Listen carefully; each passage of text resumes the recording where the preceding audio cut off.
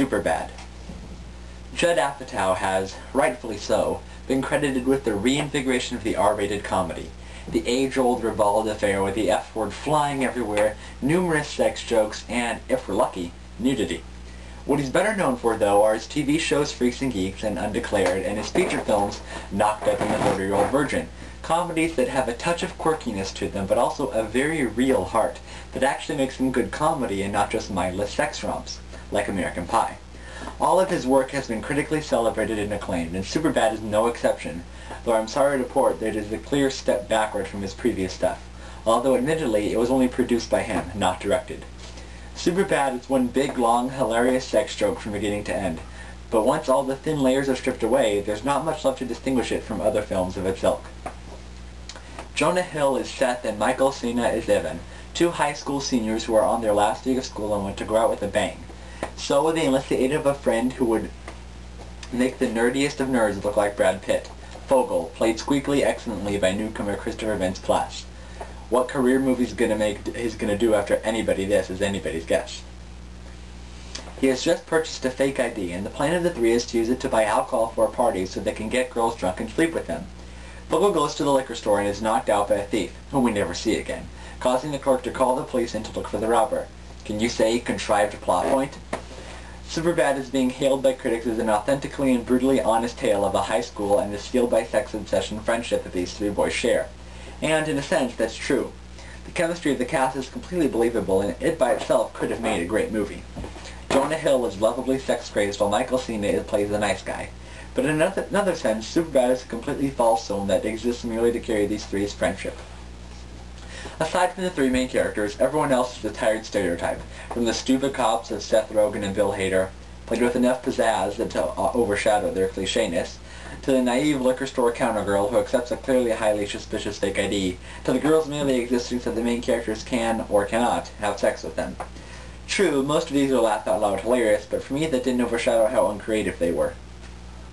In conjunction with this qualm of mine, I also didn't appreciate how everybody except the three main characters seemed to have lost their brains on their way to the parts. The two cops were so unbelievably stupid that if it weren't for the actors playing them, it would be a horribly unfunny bit. The girls that Seth, Evan, and Fogel want to bang all spout off predictable lines that are carbon copies of each other, whose actions in the end really don't make sense with what came before. Only one of them truly carries any life, and that's only for the purpose of giving good boy Evan some kind of moral crisis. Films like Virgin and Knocked Up succeeded because all the characters were three-dimensional real people, not stereotypes. Neither Jonah Hill nor Michael Cena carry enough charisma and clout to make us believe they're actually real people. Jonah Hill plays the exact same part he played in Knocked Up, only without the drugs. On top of all this, the movie is false in its claims to authentically portray the boy high school experience because of how, suspiciously, the entire high school is populated by 25-year-old drop-dead gorgeous women. Not once does any girl who is not attractive come on screen, effectively popping the balloon of realism this film claims to have. Sure, Jonah Hill isn't particularly attractive, but so what? I would have cheered if the film had ended with both of them pairing up with women who weren't so obviously attractive.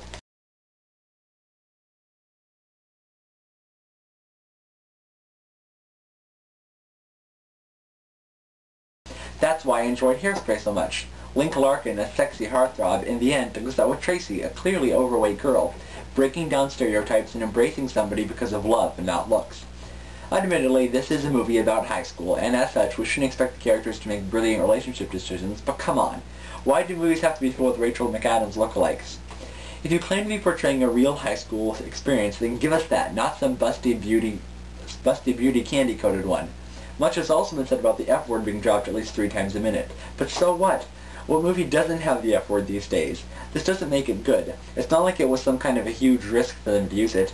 This isn't the 70s, people. It's the 21st century, and when the F-word is used a lot, it's not some reason to be impressed by bravura filmmaking. Finally, my biggest beef with the movie is its faux brotherhood undertones. Yes, Hill and Cena do share wonderful chemistry, but the conflict between them, each of them are going to separate colleges at the end of the year, is barely mentioned 3 or 4 times, and it seems merely added for the purposes of giving the film an Apatowsian flair. It's competently done, of course. If I hadn't been analyzing the movie, I may never even have noticed it, but regardless, it's nowhere near as developed as the emotional heart of Apatow's previous 2 theatrical outings, where the drama was sewn into the whole in such a way that if you removed it, the entire thing would fall apart. In Superbad, though, it seems more of an extra doohickey than something that was needed. It's definitely there, and with more attention it could have flowered into something beautiful, but as it is, it lies dead in the water. Despite all my criticisms, I'm giving this movie a good recommendation simply because of how hilarious it is. Both Hill and Cena hit each comedic note perfectly, and Hader and Rogen as the cliché cops add just the right amount of ridiculousness to make their inclusion forgivable. Sure, they're over the top, but in a movie called Superbad, what would you expect? The most hilarious aspect of the movie comes from the running joke that Fogel changed his name to McLovin when he bought a fake ID. This joke runs throughout, but through intelligent scriptwriting it never loses steam and always draws a hearty belly laugh. The McLovin joke alone is worth the entire price of admission, and in a movie with literally a laugh a minute, that's saying something. Some moments in the movie also, probably purposefully, recall classics like American Pie, which really helps the movie's appeal, because it throws into contrast how lacking American Pie's comedy is in relation to Superbad's. The writing is simply much more talented and does a heck of a lot more with the material. I couldn't stop laughing throughout the entire thing, and though at the end of the day it lacked a certain heart and soul that prevented me from giving it an extremely high rating, it does bring the laughs. Perhaps I'm being a little too unfair on Superbad. After all, the director is some guy named Greg Modella, who must be feeling like the luckiest guy in the world right now, with the reigning king of R-rated comedy producing his flick. Why should I place the burden of Apatow's success upon this filmmaker's shoulders? The reason is that Superbad was billed as from the guys who brought you Talladega Nights and the 40-Year-Old Virgin. With a title like that, it's obviously wanting very badly to be the next Knocked Up. But if Apatow wasn't attached to the project, you can bet it wouldn't be half as successful, and probably even lower in the critical ratings too. It was a clever advertising campaign, to be sure, but it only causes me to be suspicious if Superbad actually has any inherent value. For now, I'm giving it the benefit of the doubt. It's not as good as the other two hilarious comedies of the summer, Knocked Up and The Simpsons Movie, but it is a great fun-filled teen sex comedy romp that is still above average. I give Superbad a 7 out of 10.